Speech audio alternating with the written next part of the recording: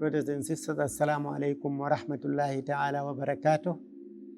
We are in day 5 of Ramadan, and mashallah, tabarakallah, jazakallah khairan to the families who are bringing their children to accompany them in this masjid to have the vibe of Ramadan. With that comes many challenges, and sometimes parents do feel embarrassed that when the children are running around or when the children are crying, they feel like they don't want to come to the masjid, or they try to discipline the children. That is not right. We need to create an environment for the children to love to come to the masjid, for the children to enjoy this time, so that as they grow up, they will be attached to the masjid and they know they are welcomed, and the parent knows they have got support of the communities who they praying with. Brothers and sisters, these children are a blessing from Allah subhanahu wa ta'ala to us, and Allah subhanahu wa ta'ala will ask us on how we raise them. Remember the hadith of Rasulullah sallallahu alayhi wa sallam when he said that you are accountable for your son. Anta mas'ulun an ibnika kayfa rabbaytahu wa madha 'allamtahu wa huwa mas'ulun an birrika wa tawa'iyatihi lak.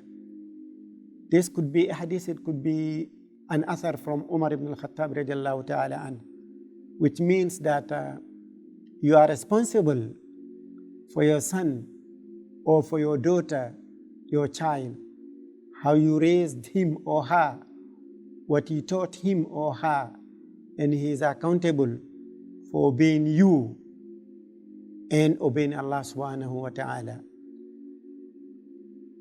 We rather have the children here in the masjid crying, running around, than being quiet in their bedrooms with the laptops or with the cell phones, or by being given music to listen to, so that we can have what we call peace.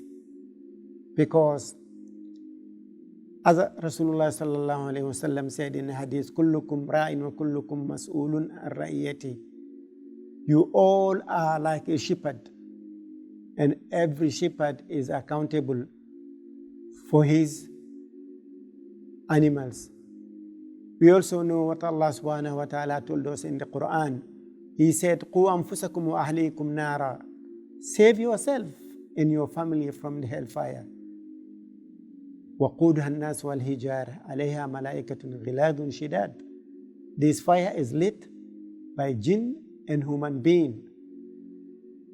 We see our love for our children is not only making them happy by giving them toys and things to play with. I'm not saying don't, but try to minimize it. Embed in them the love of the masjid and the love of coming to the masjid. Remember the hadith of Rasulullah sallallahu alayhi wa sallam when he said that 7 categories of people, Allah subhanahu wa ta'ala will keep them under his shade on the day that there's no shade but Allah subhanahu wa ta'ala's shade, his arsh.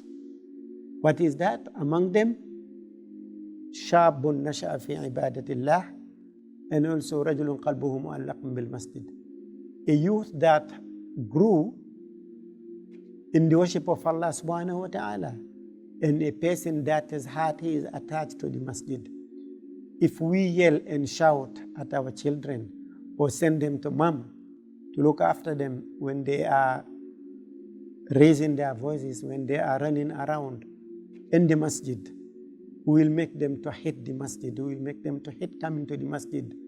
How that will fit in this hadith that we just mentioned. If we want them to be among those that Allah subhanahu wa ta'ala makes them the mean for parent to go to Jannah, and Allah makes the parent the mean for the children to go to Jannah, we must adhere to the Quran and Sunnah. We must love our children.